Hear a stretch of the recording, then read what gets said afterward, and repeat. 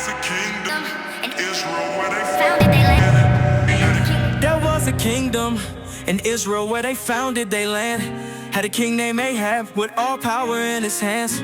But Ahab didn't follow God with all his heart. And one day he made choices, tore Israel apart. He married a princess from a distant land where they worship false gods made by human hands. Her name was Jezebel, and she did no plan. Her God's name was Baal, and Jezebel had a plan. When she became queen, she brought her God in her ways. She turned Israel from the true God to follow her in bow praise. She was truly a beauty, her beauty a trap. Had no care for God's people, she harmful as a snare. She paints her face with makeup and puts jewelry in her hair. Dressed in the finest of clothes, and her charm was her might. She would captivate and control and lead the folks from God's light. She convinced King Ahab to build idols for Baal. Time went by, idols to Baal rose high. Time went by, Baal was God in people's eyes. She ordered God's prophets, hunted down and killed. And no mercy for anyone speaking the true God's will. But Jezebel's wickedness didn't go unseen. God had a prophet named Elijah, and he spoke real clean. He was brave and was faithful, though she threatened his life. He went to the king and Jezebel and gave him God's warning twice. He said, your wickedness will bring destruction to your land if you don't turn back to God and obey his commands. But Jezebel ignored him and continued her sins to lead the people from God and bring Baal deeper within. One day Elijah asked for all of Israel to stand. He summoned the prophets of Baal like he was giving commands. He said to gather on the mountain so everybody could see who the true God is, who God hold all the keys. Elijah cried out to the crowd, how long will y'all delay? If the Lord is your God, then follow him this day. But if Baal is your God, then follow him instead. The people stood there in silence, unsure of what to be said. Let's have a contest then, Elijah said we could test. Build an altar to your God and call on him with your best. I'll do the same, we'll see who God replies. The God sent fire from heaven, and that's the God who's most high. Baal's prophets went first, they built their altar with care. Once they put it together, they begin with their prayers. From morning till night, they shouted and sang praises to Baal, they rang, but no fire had came. Elijah started to tease, maybe Baal is asleep.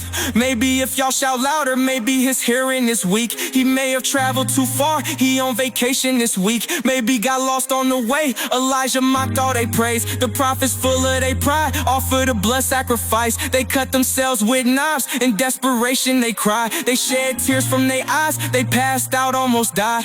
But Baal never answered, cause he was only a lie. Elijah's turn came, his altar built by 12 stones. They represent 12 tribes of Israel, nation where they all belong. He placed some wood on the altar, then Elijah said, pour water on it all until even the ditches is wet. But they didn't do it once, they did it 3 times instead. They dumped water on his altar, left the ground soaked and wet.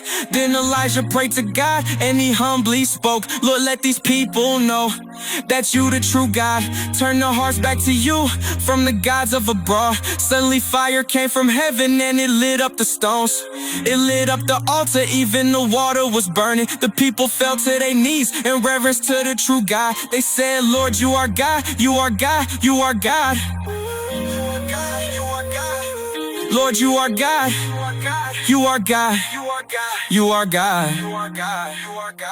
Everybody had saw Jezebel burning with anger, so she gave news for Elijah that he didn't refuse. She said, may my God take my life if I don't take your life, and that he wouldn't be alive to see the next coming night. It wasn't just a threat, Elijah knew she was real, so he left before the night and he fled through the fields. He was afraid, he ran so far until his body was weak. Then he found food and water in God's presence to seek.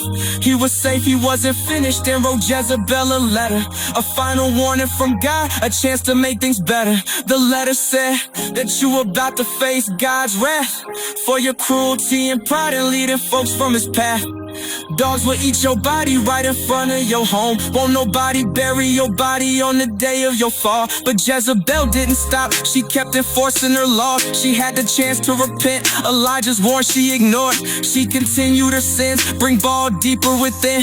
Years passed and King Ahab had died off from the scene. The land had a new king, and he was changing up things. Chose by the true God, speak judgment on sinful things. He knew of Jezebel's ways, he knew the palace she stayed. He had some questions, needed answers, so he headed away. She stayed far across town where her influence still swayed.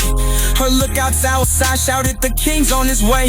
She thought to herself, was he bringing judgment her way for all the damage she caused and breaking all the God's laws? But instead of humbling herself, she went and painted her face. She went and put on her jewels, she put on pride and not grace. The king arrived at her place, it was a palace and tall. She was sitting on her balcony observing it all. She yelled, have you come in peace? You wanna cuddle and talk? He said, whoever on my side, throw her down off the wall. Her servants looked at each other, right in each other's eyes. They were sick of her ways and all the evil she gave. She was no longer their queen, they did the will of their king.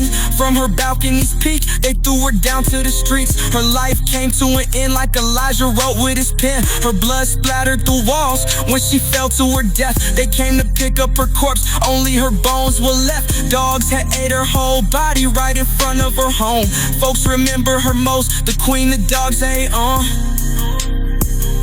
The highlight of her life, it was a lesson to all, that pride and wickedness will always end with a fall. Pride and wickedness will always end with a fall. Benson.